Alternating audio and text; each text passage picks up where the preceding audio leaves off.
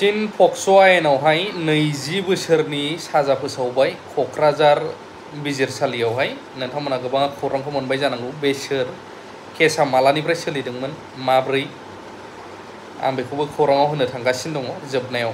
बिनि सिगां मानगोनां फैला जे बरगयारि सारजों आंजों गोबां सावरायबाय वाट्सएपनि थ्रुयैबो। बिथाङा मोनसे लिंक हरदोंमोन आंनो, ओमफ्रायहाय नायबाय आंबो, आं नायाखैमोन बेखौ। ओमफ्राय सारजों सावरायनायजों मिथिजोब्बाय दाख्लै सोरबायदिया सारखौहाय गाज्रि मोनदों। एक्सुवेलि साराबाव गावनो फारि फारियै फोरमायहरबाय आंनो। सारनि फोरमायनायनिफ्राय आं मोजांसिन मिथिनो हाबाय आरोना। सारा दाख्लैहाय, आं दाख्लै मोनसे भिडिअ बानायदोंमोन नैबे चेनेलावनो ना बैयावमोनथाय, गोबाङा सारनि फल'वारफ्रा भिडिअखौ नायजोबालासिनो गाज्रि मोनदों सारनि एगेन्स्टआव बुंबाय साननानै। खिन्थु आंबो सासे सारखौ जोबोरैनो मोजां मोनग्रा, मानो होनब्ला उन्दै समनिफ्रायनो सावथुन मुलुगाव सारमोननि फेस्लाखौ नायबोनानै जोबोद गोजोननाय लाबोग्रामोन आंबो सासे। बेनि थाखायनो साराबो आंनि बर' मुभिनि गेजेराव सासे मोजां फावखुंगुर आरो फेभरेट। दा दाख्लैहाय सारखौहाय सोरबा सोरबा लिरहरदों कमेन्टआवहाय, बुगबगबखाय बेंक बेलेन्सआव थांबाय सुवादा, बेफोरबायदि। ओमफ्राय खायफा रागा जोंदों, नाथाय सारा गावनो फोरमायहरबाय, आंबो क्लियारै बुजिबाय जे बै सासे गावनि जाय आंगो सिनायखानाय बै सेंग्राखौसो माने कमेन्ट होदोंमोन सारा, पस्ट लिरदेरनानै। दा बेखौनो खायफा सेंग्राफ्रा एनालाइज खालामालासिनो गोसोआव नांहैबाय।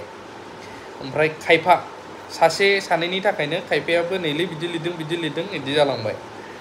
दा नैबे खोथाफोरखौ बुंफिननांगौ दरखार गैयामोन। गोबाङा बुंनो हागौ बे कन्टेन्टखौ मानो लानानै फैदों, नाथाय बे कन्टेन्टखौ जाय नायदोंना जोंनि क्रियेटरफोर, बिसोरनि थाखाय एसेब्लाबो माबा मोनसे सोलोंनो हानाय जागोन, बा माबा मोनसे आं होलांनो हागोन सानो। दा सारा जे दाख्लै गावनि आंगोखौसो, गावनि सिनायखानायखौ लिरदों, बे कमेन्ट बा पस्टखौ लानानैनो सोरबायदि सेंग्राफ्रा रागा जोंदों। जायफोर आं हाबनानै नायबाय, आं नायाखैमोन बे लिंकखौ, सोरबायदिया रागा जोंदों नायबाय आं। सोर लिरना हरग्रा, साराबो लिंकखौ हरबाय, नायबाय आं, नुहैबाय, नैबेफोरबायदि। दा बेफोरबायदि शेयार खालामो नों गाज्रि मानसि माबा आं बुंनो थाङा, बा फैला जे बरगयारि साराबो बुंनाय नङा। आरो लोगोसे मोनसे खोथा, बेफोरबायदि मानसियासो कमेन्ट खालामदों, नाथाय नै बेफोरबायदि शेयार खालामग्राखौबो आं गाज्रि होनाखै, नाथाय आं बुंदों। नाथाय बे मा एवेरनेस, बेखौ सांग्रांथिखौबो आं बुंगासिनो दङ। लोगोसे सारखौथ' गोबाङा मोजांखौनो कमेन्ट लिरखाबाय। गोबाङा दाख्लै आंनि भिडिअखौ जाय नायजोबाखै फुलसिम, गोबाङा नेगेटिभ सानदोंमोन सारखौ एमजेआव बखिबाय नामा होननानै, नाथाय बिदि नङा।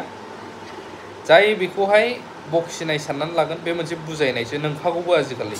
आरो सिख्लासाफ्राबो साननानै नाय। दा सारा फोरमायखाबाय नालाय, फेन र' 1 मिनिट दै, जिखुनुआनो जाया, आंना ओरै फेननि सुइच हरनानै भिडिअ कमप्लिटआनो जायासै। नैबेखौहाय आं होनफिननोसो नागिरदों। बड'लेण्ड वर्ल्ड नो सोरबा ब्रादार, दाख्लै फैला साराबो बुंदोंमोन एन्टि ससियेल पस्ट होनायफोर आरो पुलिस केस होनांगौ बेफोरबायदिखौ लाइटलि दाला बुंनायफोरखौ। मानो होनोब्ला नोंगौ, जाय नों पस्ट खालामोना, माने सोरबा नोंखौ माबा रिकुवेस्ट खालामहरदों पस्ट खालामनो मोजांनि, माबा गोमादों, माबा नांगौ, सोरबा बिदि जादों, नों खालामनो हागोन। फल'वार्स लुगैदों, खालामगोनबो नोंखौ। गाज्रि होबाबो गाज्रिनिबो माखासे दं फल'वार, खालामो। गाज्रिखौबो नोंखौ थुनानै होग्राबो थागोन, खालामलै खालाम, मोजांसो। सोरबा नोंखौ माबा बुंबा है सालाखौ होनानै होलै। आरो नोंखौ मोजां मोजां लाबोबाबो डाउन होग्राबो थागोन, साला गाज्रिबो बुंहरगोन नोंखौ, माने नोंखौ खोलैनोबो नागिरगोन। नाथाय मोनसे खोथा, जायनाखि पस्टफोर नोंथाङा होदों, बेफोर माने आं डाइरेक्टलि बुंनायनि खोथाया जाहैबाय, आं गाज्रि मोननानैबो बुङाखै दे। उन्दैसा गथ'फोर जाय 18 एजनि गाहाय, आरो लोगोसे हिन्जावसाफोर गेदेरफोरबाबो माखासे जाय गाज्रि पस्टफोर ना, बिसोर गाज्रि पस्टखौनो बानायथों, नाथाय नों आपल'ड खालामोब्लाबो बैसोरो नोंखौहाय एक्सन लायोब्ला, गाज्रि गाज्रि बुस्थु जायखौहाय पस्ट होदों, माने नोंहासो माने फानाव गोलैनांगौ जायो आरोना।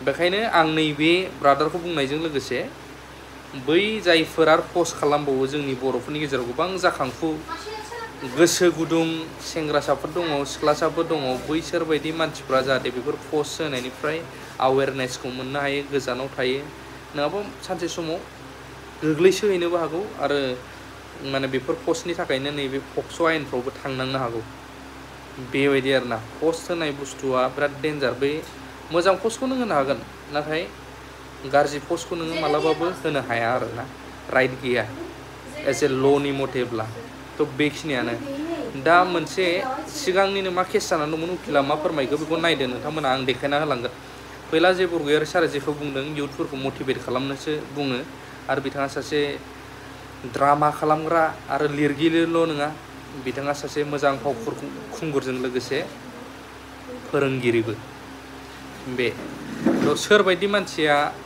गाज्रि कमेन्ट होदों बेखौबो नुबाय थ' बेफोरखौ गाज्रि मोनलायनानै लाब गैया माने मोनसे सोलोंनायसो साननानै लानांगौ आरोना जायनि थाखाय आं नैखौ बुंबाय दिनै ओमफ्राय मोनसे निउसखौ आं होगासिनो दङ सासे 2019नि केस जानाय पुलिस मानसिया माबोरै जाफैखो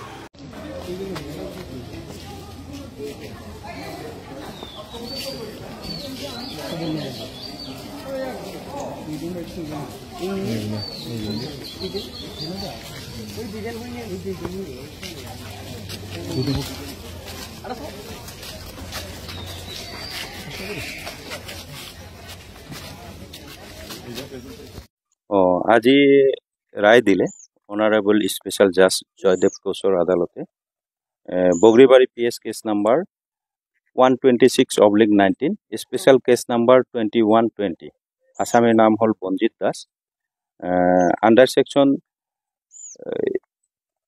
4 অফ পক্সত দিলে আপনার 20 বছর সশ্রম কারাদণ্ড আৰু লগতে 10,000 টকাৰ ফাইন অনাদায়ে 2 মাহ কারাদণ্ড 363 আইপিসি এই সেকশনত দিলে 3 বছৰৰ সশ্রম কারাদণ্ড লগতে ফাইন 2,000 টকা ফাইন অনাদায়ে 1 মাহৰ কারাদণ্ড এই ঘটনাটো এনে ধৰণৰ আছিল যে বঞ্জিত দাসে চাকৰি কৰিছিল বেটেলিয়ানৰ তেখেতে বগৰিবাড়ি থকা সময়ত এজনী নাবালিকা ছোৱালীক পলুৱাই লৈ যায় আৰু তেওঁৰ লগত জোৰপূৰ্বক শাৰীৰিক সম্পৰ্ক কৰে এইটো ঘটনাটো হল তাৰিখটো হল 9-10-2019 9-10-2019 আৰু ভিক্টিমৰ দেউতাকে বগৰিবাড়ি থানাত এখন এজাহাৰ দাখিল কৰে আৰু তাৰ পিছত তদন্ত আৰম্ভ কৰে তদন্তকালীনত ছোৱালীজনীক উদ্ধাৰ কৰে 2 মাহ পিছত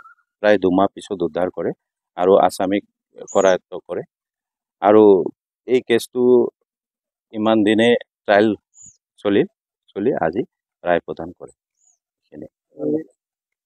এই 20 বছৰৰ সশ্রম কারাদণ্ড under section 6 of POCSO Assam police মানে বেটেলিয়ান বুলি গম পাইছো এইটো মই ডিটেইলছটো নাজানো